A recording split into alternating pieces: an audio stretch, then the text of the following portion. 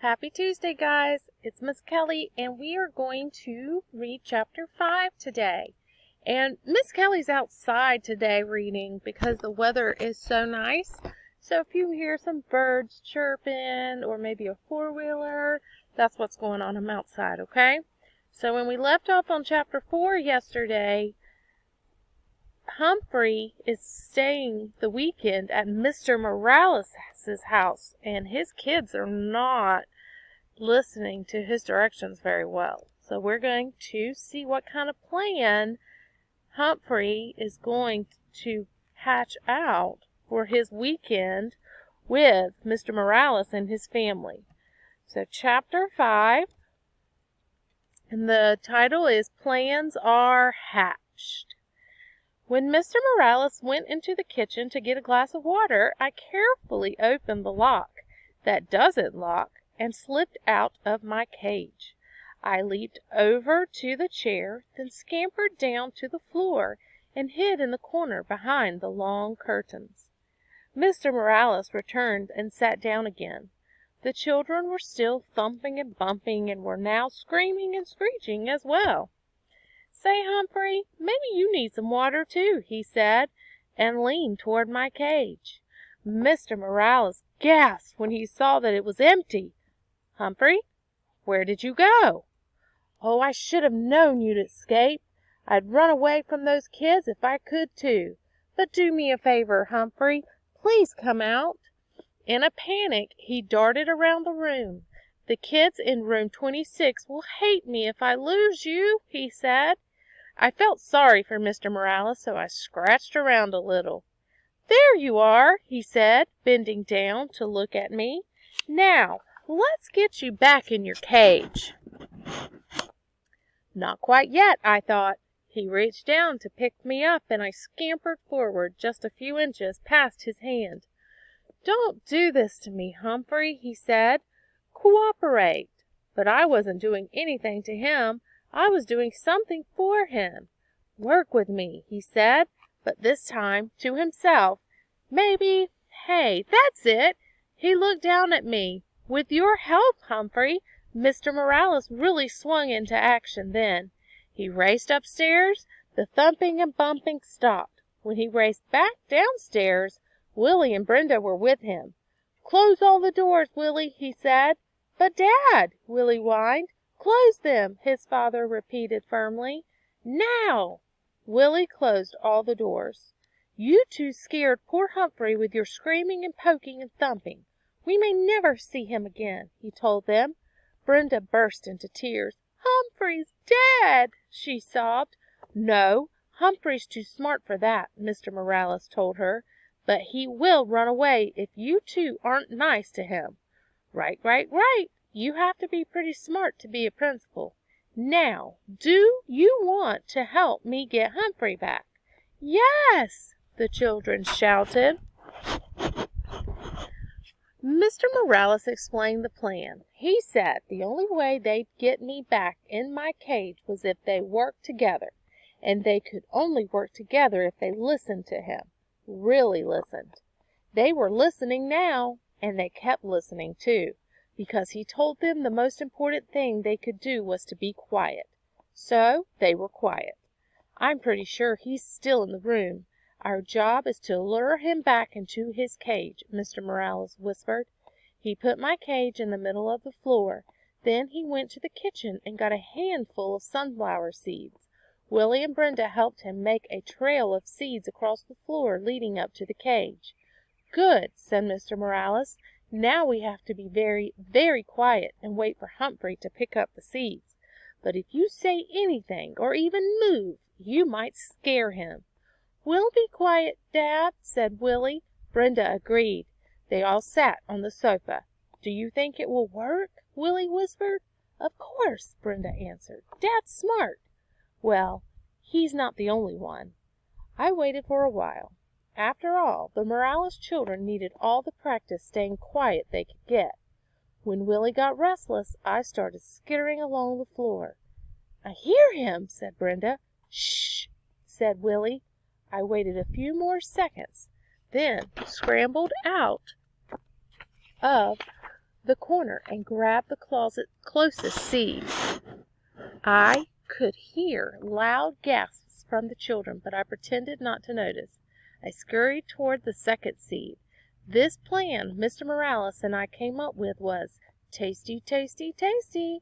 I could almost feel 3 pairs of eyes fixed on me, but I ignored them. I grabbed up the third and fourth seeds, hid them in my cheek pouch, then stopped right outside and opened the open door of my cage. Inside, Mr. Morales had left a lovely pile of sunflower seeds. It was nice to be free, but my cage was home after all. Besides, until the day somebody fixes the lock that doesn't lock, I can get out whenever I want. The kids were still quiet, so I made a run for the cage. Mr. Morales quickly closed the door, and the children began to cheer. "We did it!" said Brenda. "Dad's the smartest man in the world," said Willie. "Hey, you kids helped. When we cooperate and work together, we make a pretty good team," Mr. Morales told them. "Lo mejor," Willie agreed. "The best." Mr. Morales squatted down and winked at me. Of course, Humphrey helped too. I'll say, the rest of the weekend with the Morales family was fine. Sometimes the kids started interrupting their dad or mom, but Mr. Morales just reminded them that they could be polite if they tried. Willie and Brenda tried. Mrs. Morales sold a house. It turns out that selling other people's houses is her job, so they celebrated with pizza and ice cream. Brenda learned to hold me gently. Willie even cleaned the poo out of my cage, which I appreciated. Life is good, I thought, as Mr. Morales drove me back to school Monday morning. Then I remembered Miss Brisbane, and how she'd said I was a troublemaker, and she was going to get rid of me. "Humphrey, you are a true friend," said Mr. Morales, as he carried my cage back into room 26. "I'll never forget what you did for me." As soon as class started on Monday, Heidi's mom came into the classroom and explained to everyone about taking me home on weekends. "How many of you would be interested?" Mrs. Hopper asked. Every single hand in the classroom was raised. Every hand except one, Miss Brisbane. Still, it was a pretty good week. I got a 90% on the vocabulary test. I'll bet say I got 100%, but she still didn't raise her hand, even though she'd promised. And Aldo talked more and more every night. On Tuesday night, he leaned in close and asked, "Humphrey, don't you ever wish you had a girlfriend?" Like most hamsters, I'm pretty much a loner, so I really hadn't thought about it before. "Not sure," I squeaked. "I would like one," said Aldo, "a real nice girlfriend." I felt sorry for Aldo. I squeaked extra loud when he performed his broom balancing act for me. I was still thinking about him on Wednesday. After everyone had left, while there was still light coming in the window, I meandered outside the cage to help myself to any mealworms that Heidi might have left behind when she fed me earlier in the day. The table was covered with newspapers, and while I nibbled, I browsed the news. All of life was there on the pages of the newspaper. Births and deaths, lost pets, sad, sad, sad. Funny jokes, good news and bad news. Then there were ads. My, there were so many stores. Not just Pet-O-Rama, but Shoes-O-Rama and Food-O-Rama and books galore and wide world of tools. And there were other ads, too. One in particular caught my eye that afternoon. It read, "Work nights? Lonely? Want to meet others who work nights? The Moonlighters Club. For people who work at night, meetings are held during the day. On weekdays, hikes and outings to restaurants, parks, plays, movies, and much more." There was a name and a phone number at the end. I could hardly believe it. This was exactly what Aldo needed. I could already see him, smiling and happy, going to parks and plays with the Moonlighters Club, and having a girlfriend. But how could I get Aldo to read this ad? He'd probably just throw it away. Still, if I cut it out and left it in a place where he couldn't miss it, well, maybe. Hamsters can't do scissors, but we have nifty teeth. It took me a while to nibble the whole ad neatly, but I did a pretty good job. Then I stood the clipping up against my cage. Aldo couldn't help but see it if he looked at me, which he always did. That evening I was more anxious than usual for Aldo to arrive. When he turned on the lights, I squeaked, "Hello!" right away. "Greetings to you, my little friend," said Aldo as he pushed his cart into the room. "You sound like you have something on your mind." "You bet," I tried to tell him. He ambled over my cage and leaned toward to look in.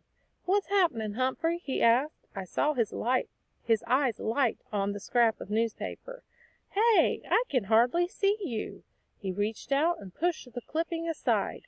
"Read it!" I squeaked right out. Of course he didn't understand. He didn't even look at what the ad said. He just set it down next to the cage and leaned closer. I was squeaking. "A blue streak. Look at it now!" "Calm down, Humphrey. I've got a treat for you," said Aldo. He reached into his pocket and pulled out a tiny bit of carrot. "Your pal Aldo would never forget you." My heart sank. You try to help a human and they don't even pay attention. But as you know, I don't give up easily. I squeaked happily while he balanced his broom on one finger as usual. But my mind was on the Moonlighters Club and how to get Aldo there. After he left, I scrambled out of my cage, picked up the newspaper clipping, and tucked it inside my notebook. Then I hid the notebook behind my mirror. If I didn't, somebody mean, like Miss Brisbane, might throw it away. I was still wondering what to do with it the next day when Miss Brisbane rolled in a cart with a big machine on it. "This is the overhead projector," she told the class. "I'm going to use it for some map work." When Miss Brisbane turned the machine on, a bright light was projected onto the wall. Then she placed a paper map on the glass, and suddenly the map showed up really big on the wall. She could write on it and draw on it, and you could see everything she wrote. A machine like this could come in very handy, I thought. So when Miss Brisbane turned the machine off and sent my classmates off to lunch, I thought about that machine. When AJ cleaned my cage and changed my water and bedding, I thought about that machine. I thought about it so hard, I suddenly came up with a really, really, really good plan. But it would be difficult to carry out and dangerous as well. All right, so here's our tip 5. If a hamster manages to escape his cage, you can sometimes lure him back with a trail of sunflower seeds. And that's exactly what Mr. Morales and his family did, or so they thought. They lured him back to the cage with some sunflower seeds. So Humphrey is a very smart hamster. He helped Mr. Morales get his children under control, and now he's trying to help out Aldo by showing him a newspaper ad. So we'll see if Aldo is able to figure out and see that newspaper ad tomorrow. Have a good day, guys, and enjoy this beautiful weather.